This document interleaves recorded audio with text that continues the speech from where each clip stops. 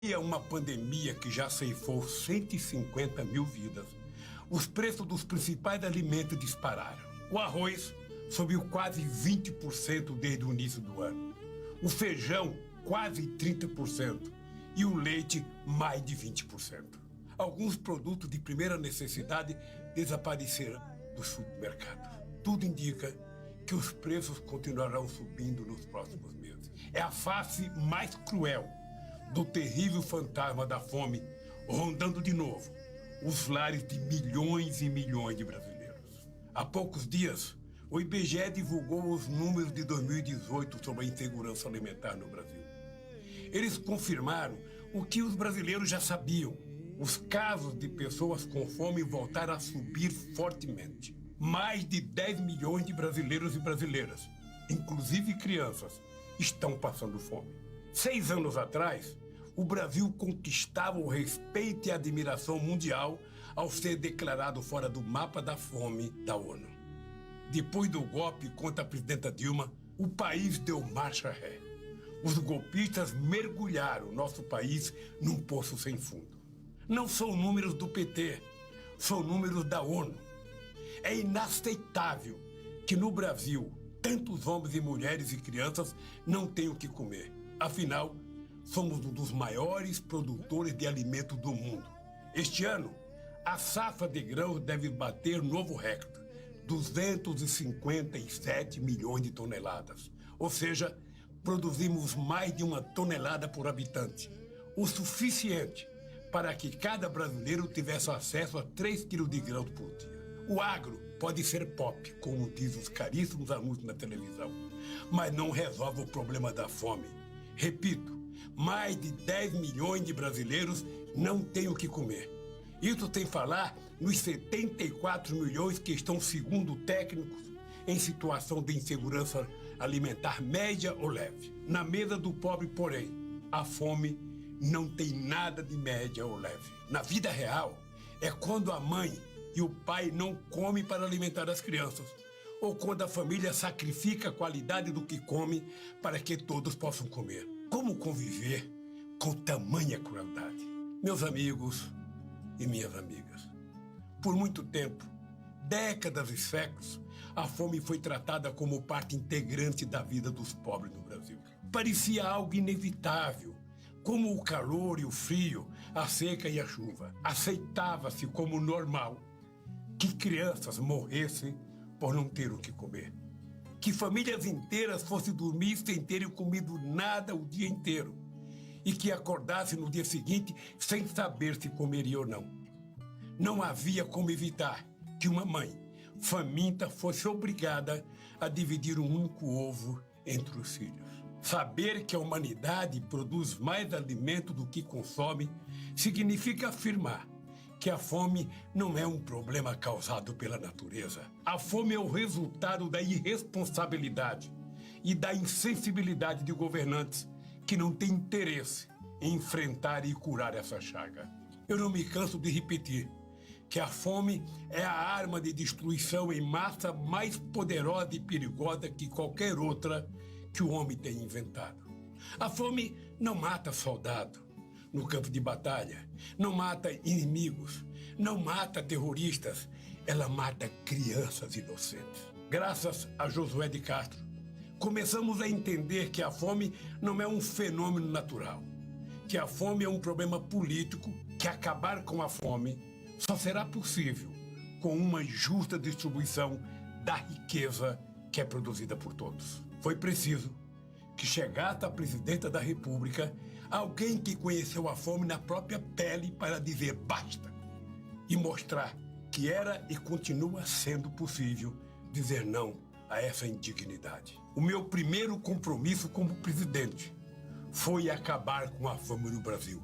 Está lá, no meu discurso de posse, para quem quiser ver. Se, ao final do meu mandato, todos os brasileiros tiverem a possibilidade de tomar café da manhã, almoçar e jantar, terei cumprido a missão da minha vida. Deixei o governo em 2010 com a certeza da missão cumprida. Em apenas 10 anos, entre 2003 e 2013, retiramos nada menos que 40 milhões de brasileiros da pobreza extrema e acabamos com a fome no Brasil. Enfrentar a fome de peito aberto foi possível graças à implantação de uma política eficiente de segurança alimentar. Aplicamos políticas públicas de transferência de renda, como o Bolsa Família. Em 13 anos, concedemos aumentos reais no salário mínimo. Geramos milhões de empregos com carteira assinada e direitos trabalhistas garantidos aos trabalhadores. Em apenas 4 anos, destruíram tudo o que fizemos. É importante lembrar que os números do IBGE, a que me referi antes, são de 2017 e 2018. Portanto, é mentira dizer que o coronavírus seja responsável pelo absurdo crescimento da fome nesse período. A tragédia alimentar que vivemos hoje foi provocada basicamente pelo desmonte do Estado e pelo esvaziamento ou abandono das políticas públicas de inclusão social após o golpe. Depois do golpe de 2016, o combate à miséria e à fome deixou de ser prioridade.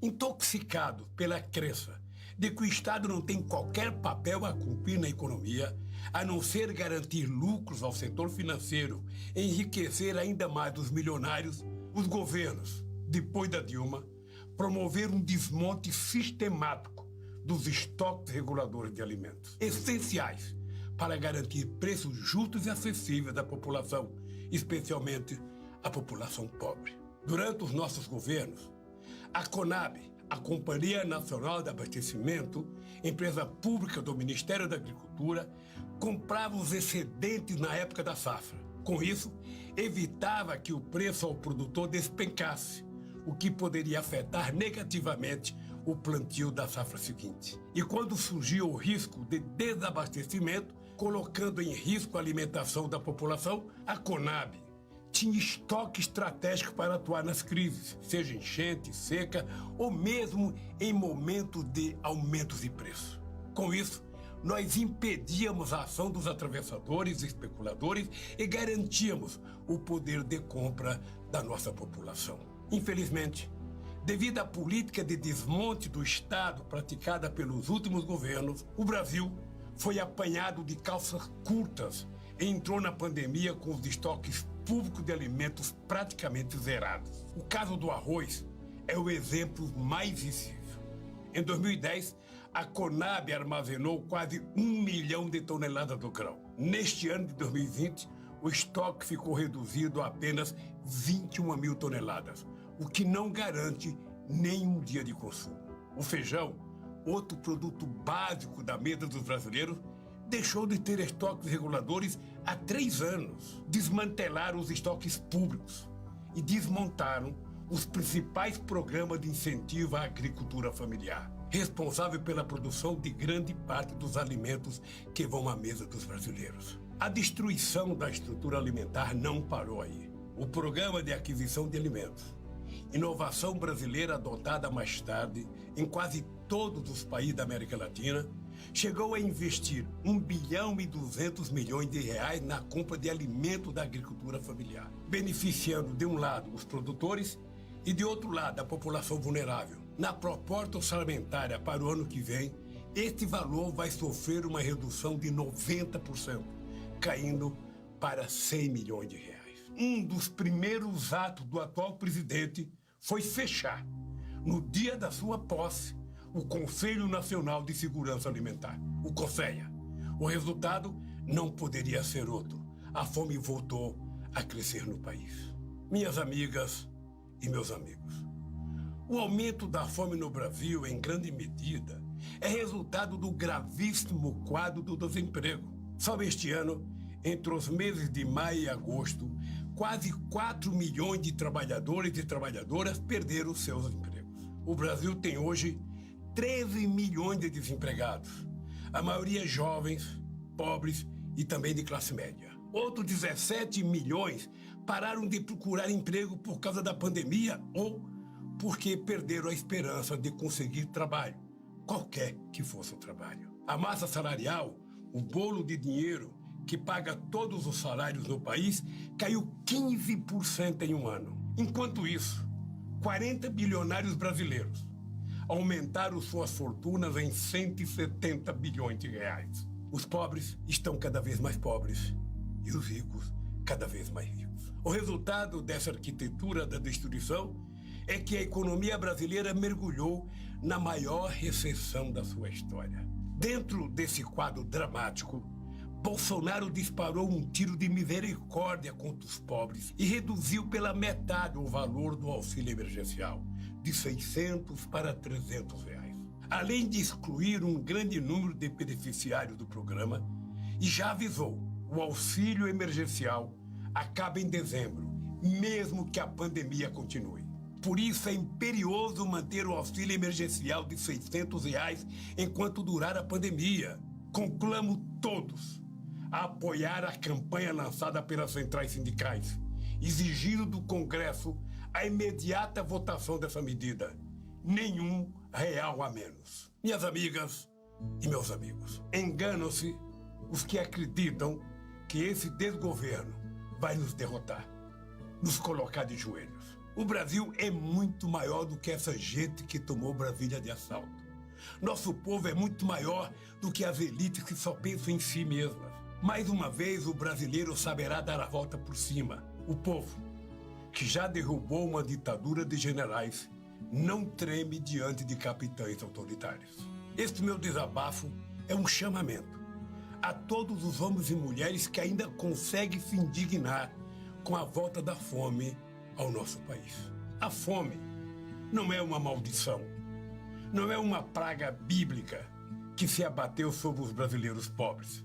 A fome é um tormento social que resulta principalmente de opções econômicas feitas pelos governantes. A fome é um flagelo que só terá fim quando distribuirmos a riqueza para que o povo possa se alimentar todos os dias. Companheiras e companheiros, não podemos naturalizar a fome, como não podemos aceitar passivamente a irresponsabilidade no tratamento do Covid. O Brasil já provou que pode vencer suas adversidades. Vamos outra vez juntar forças para reconquistar a democracia, vencer o Covid, o desemprego e a fome. Mais uma vez, conto com vocês para tornar esse sonho realidade.